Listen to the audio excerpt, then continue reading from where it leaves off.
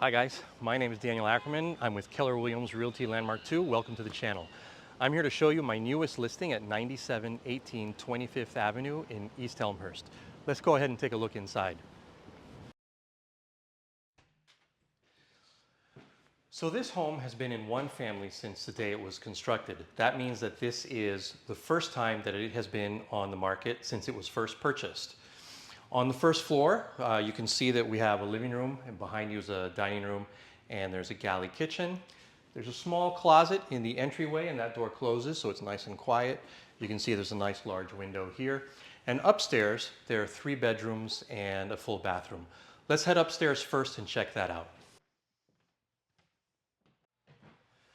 So as you come up the stairs, you can see that there's a lot of beautiful natural light here from a large skylight that is right here in the hallway. As you turn to your left at the top of the stairs, you head towards the front of the house and the main bedroom, which you see here.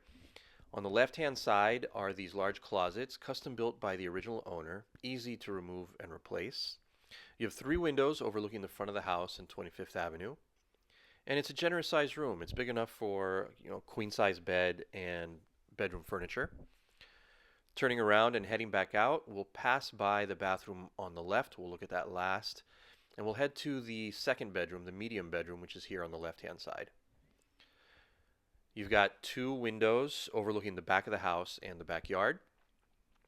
And as we step in and turn to our right, you see another custom-built armoire built by the owner, or the original owner, which is easy to remove and replace as well. The third bedroom is here on your left-hand side. It's a little smaller. This is good perhaps for a young child or as an office or workspace. And you have 1 bedroom looking towards the back of the house and the backyard. Turning back around, we'll head out to the hallway and look at the bathroom. It's here on your right, right in the middle of the second floor.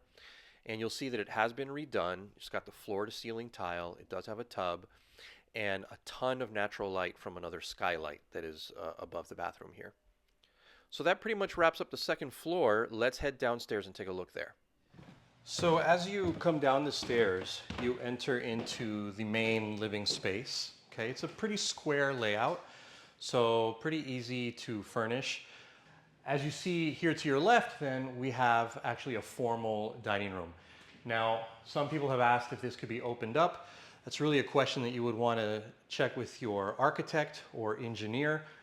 Not being an architect or engineer myself, I don't know whether this wall is structural or not. But potentially, this could be opened up to kind of open up the space a little bit and make it a little bit more airy, a little bit more open. So let's take a look at the dining room. So as we enter the dining room, there is a chandelier here. And it's a fairly large dining room. I don't have the measurements, but I would say it's at least 10 by 12 or so. It could easily fit a dining table to accommodate 6, maybe 8 people. The kitchen is right over here.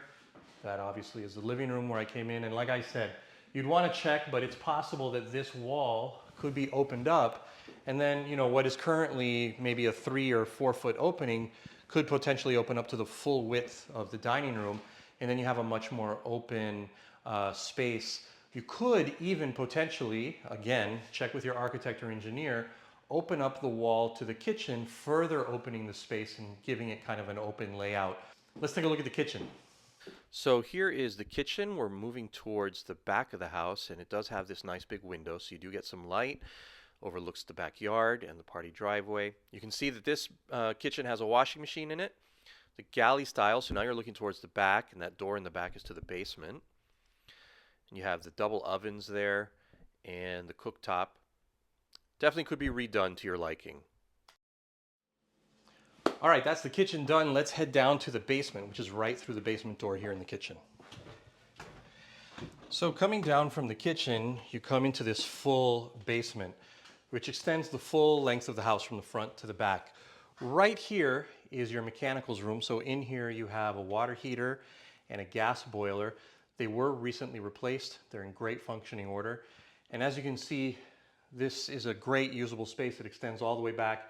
You have a walkout basement, so there's a door to the backyard, the party driveway, shared driveway, and then beyond that, a great fenced-in yard that can be used for additional play space, entertaining space, plenty of uses. So you can see here, it's a pretty nice large space. There's also a storage space, storage cubby underneath these stairs. Half bathroom right here. And as you can see, we have some nice storage units, a wet bar that was built by the original owner, and we have some cabinetry and a sink over here. Now, this is not legal living space. This cannot be used as another apartment according to the certificate of occupancy. But because it does have a walkout basement, you may want to check with the DOB or with an architect to see if a conversion is possible. That's not something that I would have information on. That's something that you would need to check with an architect about.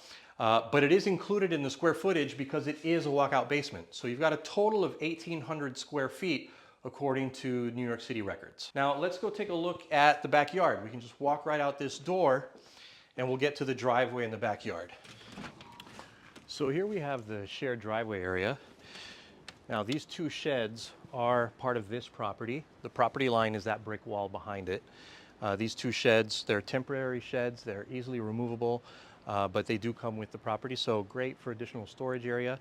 This is the parking spot, and you have the party driveway, which extends from here all the way back to the middle of the block with an entry on that side.